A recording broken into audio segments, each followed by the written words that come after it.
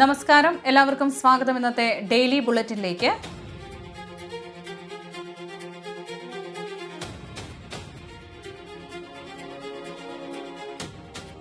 നാളെ 2026 ഓഗസ്റ്റ് മാസം 3-ാം തീയതി തിങ്കളാഴ്ച.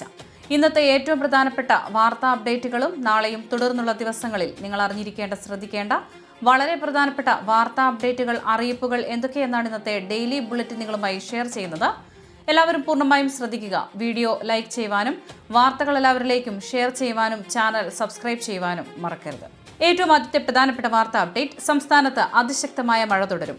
എല്ലാ ജില്ലകളിലും കാലാവസ്ഥാ നിരീക്ഷണ വകുപ്പ് മഴ മുന്നറിയിപ്പ് പ്രഖ്യാപിച്ചു. ഇന്ന് പത്തനംതിട്ട മുതൽ കാസർഗോഡ് വരെയുള്ള ജില്ലകളിൽ ഓറഞ്ച് അലർട്ടും തിരുവനന്തപുരത്തും കൊല്ലത്തും യെല്ലോ അലർട്ടുമാണ്. തിങ്കളാഴ്ചയും ഒറ്റപ്പെട്ട ശക്തമായ മഴ തുടരും. നാളെ 10 ജില്ലകളിൽ യെല്ലോ അലർട്ട് പ്രഖ്യാപിച്ചിട്ടുണ്ട്. ചൊവ്വാഴ്ച പത്തനംതിട്ട, ആലപ്പുഴ, കോട്ടയം, ഇടുക്കി, എറണാകുളം, മലപ്പുറം, കോഴിക്കോട്, വയനാട്, കണ്ണൂർ, കാസർഗോഡ് ജില്ലകളിലാണ് യെല്ലോ അലർട്ട് പ്രഖ്യാപിച്ചിരിക്കുന്നത്. യെല്ലോ അലർട്ട് പ്രഖ്യാപിച്ച ജില്ലകളിൽ ഒറ്റപ്പെട്ട ശക്തമായ മഴയ്ക്കുള്ള സാധ്യതയാണ് പ്രവചിക്കപ്പെട്ടിരിക്കുന്നത്. സംസ്ഥാനത്ത് ശക്തമായ മഴ തുടരുന്ന സാഹചര്യത്തിൽ വിവിധ ജില്ലകളിലെ വിദ്യാഭ്യാസ സ്ഥാപനങ്ങൾക്ക് നാളെ ആഗസ്റ്റ് 3 തിങ്കളാഴ്ച അവധി പ്രഖ്യാപിച്ചു. കാസർഗോഡ്, കണ്ണൂർ, വയനാട്, കോഴിക്കോട്, തൃശൂർ, പത്തനംതിട്ട, ഇടുക്കി, കോട്ടയം ജില്ലകളിലെ വിദ്യാഭ്യാസ സ്ഥാപനങ്ങൾക്കാണ് അവധി പ്രഖ്യാപിച്ചിരിക്കുന്നത്. അതേസമയം ആലപ്പുഴ ജില്ലയിലെ ഭാഗിക വിദ്യാഭ്യാസ സ്ഥാപനങ്ങൾക്ക് നാളെ അവധിയായിരിക്കും.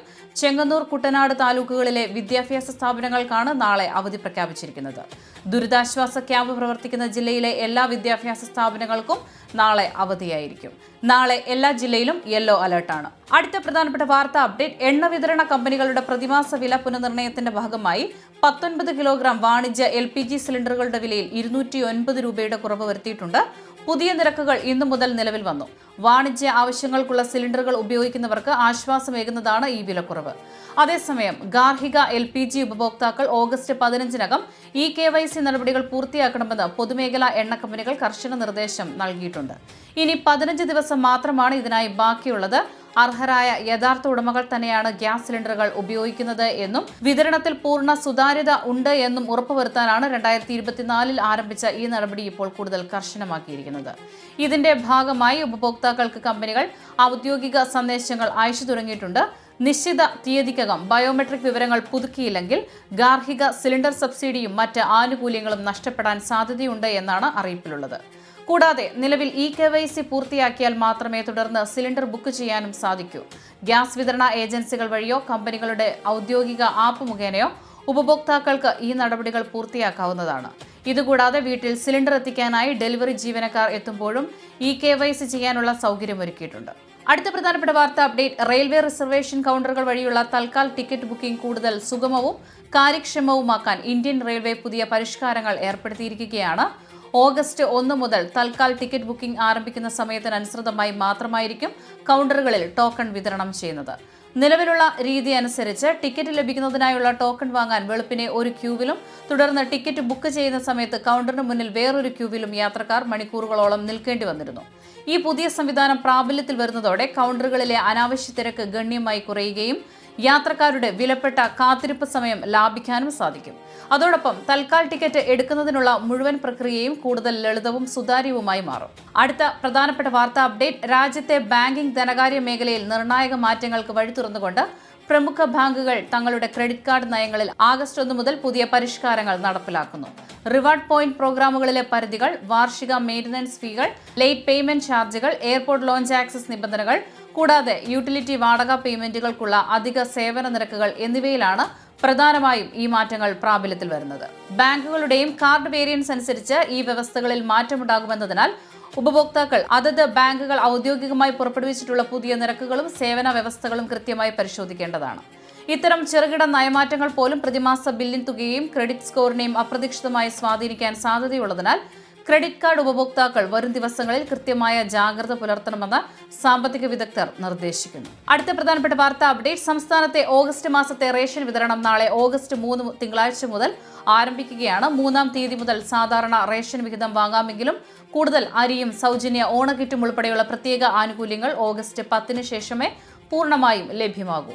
ഓരോ കാർഡ് വിഭാഗത്തിനും വെവ്വേറെ ആനുകൂല്യങ്ങളാണ് അനുവദിച്ചിട്ടുള്ളത്. ഇതിൽ മഞ്ഞ കാർഡ് ഉടമകൾക്ക് 30 കിലോ അരിയും 2 കിലോ ഗോതമ്പും തികച്ചും സൗജന്യമായി ലഭിക്കും.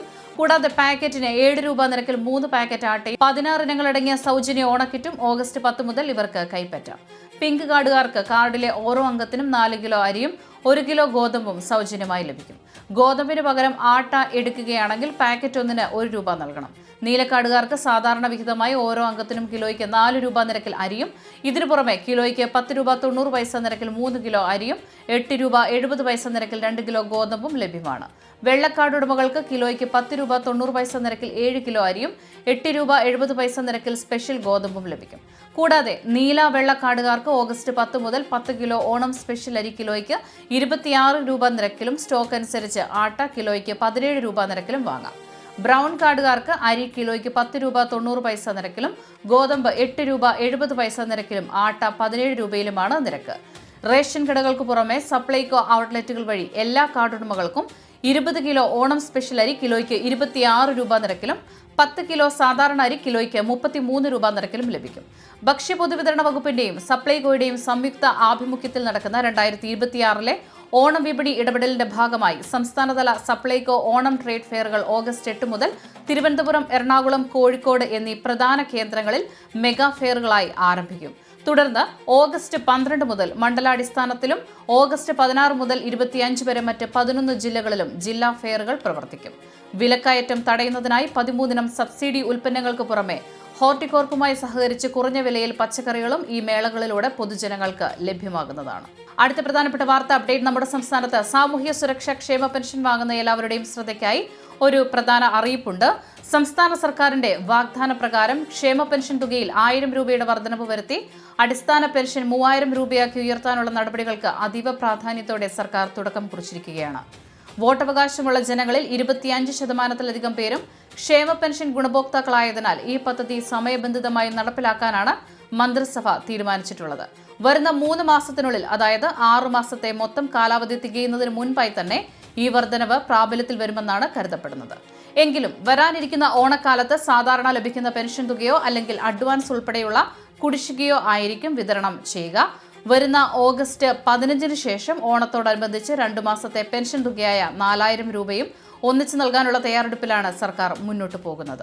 ഓഗസ്റ്റ് 26 തിരുവോണം വരുന്നതിനാൽ ഉത്രാടപ്പാച്ചിലിന് മുൻപ് തന്നെ ഈ തുക എല്ലാവരിലേക്കും എത്തിക്കുക എന്നതാണ് ലക്ഷ്യം. എന്നാൽ സെപ്റ്റംബർ മാസത്തെ പെൻഷൻ കൂടി മുൻകൂറായിട്ടാണ് ഇപ്പോൾ നൽകുന്നത്.